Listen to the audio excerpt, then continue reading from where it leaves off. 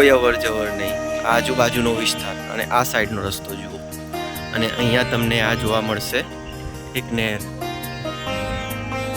ખેતરોમાં પાણી પૂરું પાડવામાં આવતું હશે. તમને જો સાંજનો સમય થયો છે, આખું તળાવ જેવું ભરેલું છે.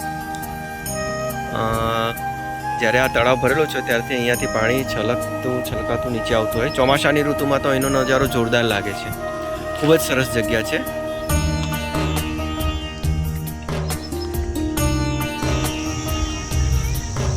જો મોરલો કેવો ગોળ ગોળ ફરી રહ્યો છે.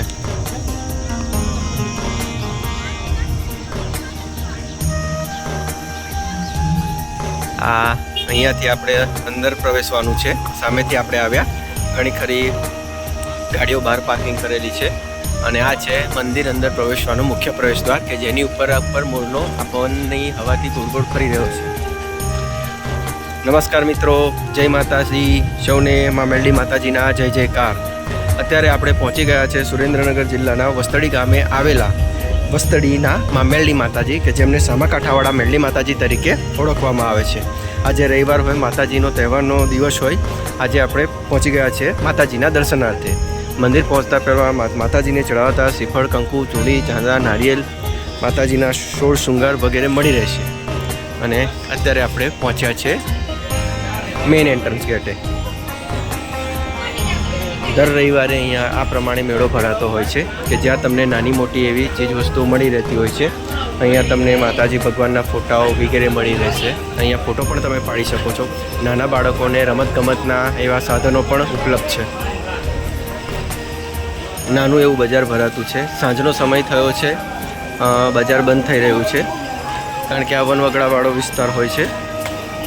અને સામે જો તમને બતાવું, તાવાની બાધા માનતા રાખતા હોય છે લોકો અને અહીંયા તાવા બનાવી પોતાની મનોકામના પૂર્ણ કરતા હોય છે.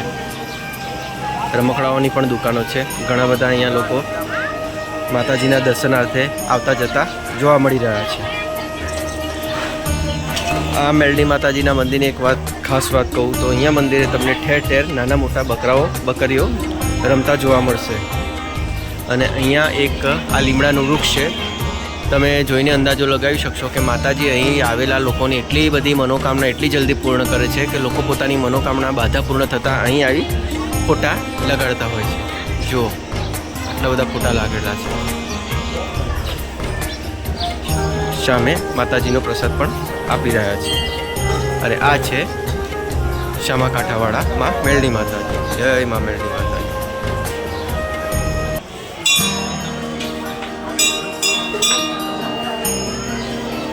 માતાજીના મંદિરે દર્શનાર્થે તમે જોઈ શકો છો કે ભક્તોની કેટલી મોટી લાંબી લાઈન લાગેલી છે.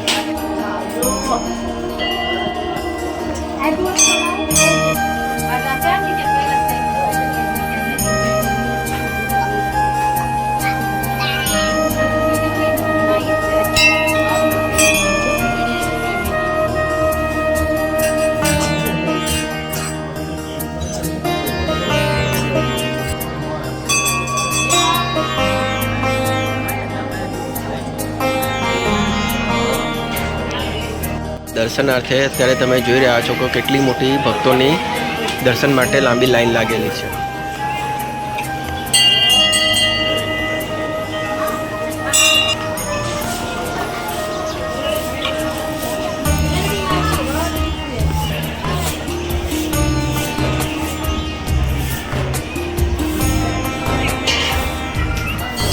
મેલડી માતાજીના દર્શન કરી અમને ખૂબ જ એક શાંતિનો અનુભવ થયો. માતાજીના સાનિધ્યમાં તમે જોઈ રહ્યા છો અત્યારે જો કેટલા બધા નાના મોટા બકરીઓ રમતા જોવા મળી રહ્યા છે. અહીંયા બાપા સીતારામનું એક નાનું મઢુલી જેવું મંદિર બનાવવામાં આવેલું છે. સાંજનો સમય થઈ ગયો છે. અહીં ભરાતું બજાર બંધ થઈ રહ્યું છે.